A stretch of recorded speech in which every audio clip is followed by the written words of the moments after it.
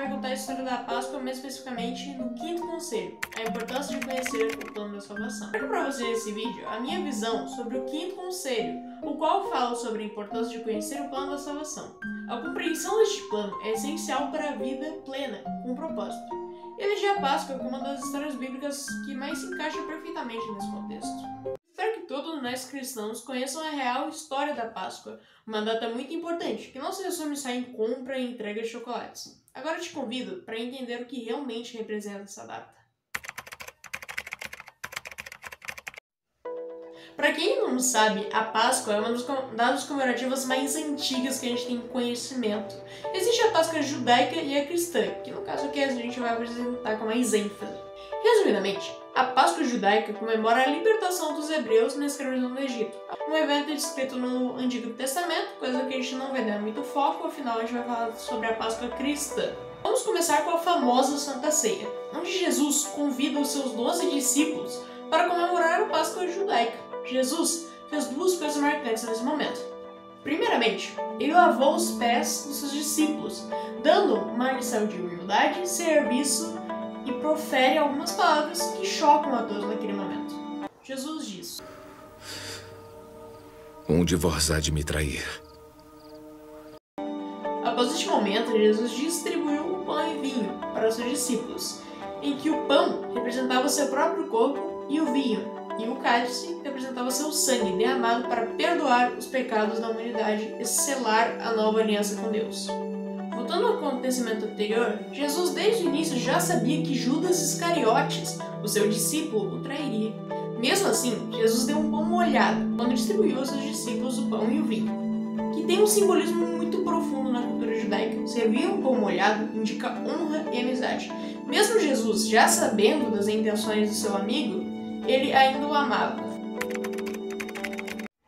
E agora, você já se perguntou por que Judas traiu Jesus? Quando Jesus e seus discípulos chegaram a Israel, por conta da reputação de Jesus, os líderes judeus estavam furiosos por ele se declarar o próprio Filho de Deus. Então, eles deram uma recompensa em dinheiro para alguém que entregasse Jesus ao governo da época.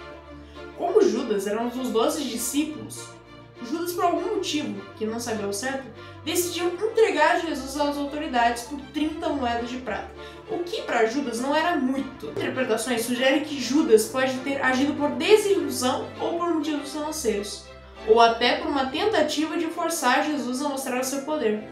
Agora, Jesus orava no jardim de Getsemane, onde Jesus costumava rezar com seus discípulos, até que Judas apareceu com vários soldados.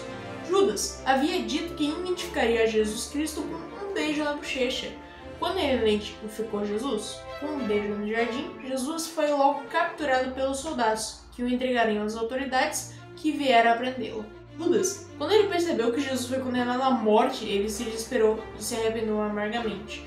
Essa visão está em sintonia quando o Evangelho diz em Mateus capítulo 27, versículo 3.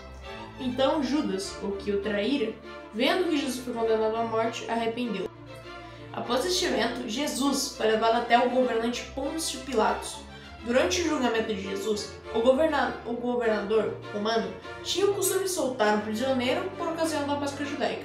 Ele deu ao povo uma escolha: Jesus, o inocente chamado Cristo, ou Barrabás, um criminoso declarado. O povo, influenciado pelos líderes religiosos, gritou: pergunto mais uma vez! Qual desses dois devo libertar?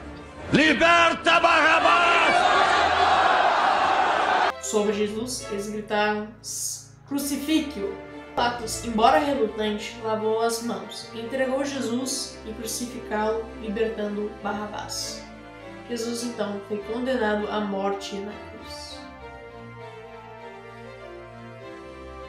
Desde o momento em que foi condenado até o local da crucificação, Jesus percorreu um longo caminho de sofrimento, com uma cruz em seus ombros e uma cabeça com coroa de espinhos. Esse caminho representa o cumprimento do plano de salvação, a obediência total de Jesus ao Pai, o amor pela humanidade por meio do seu sacrifício. Jesus foi pregado ao lado de 3 criminosos durante a crucificação.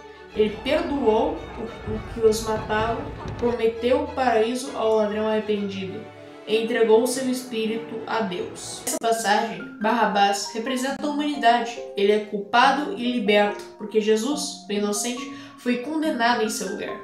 Isso simboliza a graça de Deus. Jesus toma nosso lugar para que sejamos livres do peso do pecado. Mas, como escolheram o mal ao invés do bem, você já se perguntou: por que o povo preferiu um criminoso violento a um mestre de amor e verdade? Isso mostra como a influência, o medo e o orgulho pode distorcer o julgamento humano. Além de todo o sofrimento de Jesus, para ter certeza de sua morte, um soldado perfurou o seu lado com uma lança, jorrando sangue e água. Mais uma simbologia. O sangue, como a redenção pelo sacrifício de Jesus, e a água simbolizando o batismo, a purificação do Espírito Santo. Após o pôr do sol, Jesus foi sepultado e colocado em uma tumba por 3 dias, mas no domingo a tumba estava aberta e não foi encontrado o corpo de Jesus. Jesus havia ressuscitado, onde há relatos da presença de Jesus, dando adeus aos seus discípulos e à humanidade. A Estrela da Páscoa não é apenas um evento religioso, mas o ponto-chave do plano da salvação. Por isso, ao estudar a Páscoa, estamos compreendendo profundamente o que Deus fez por nós e por que precisamos conhecê-lo e segui-lo. Obrigado por assistir até aqui e até mais!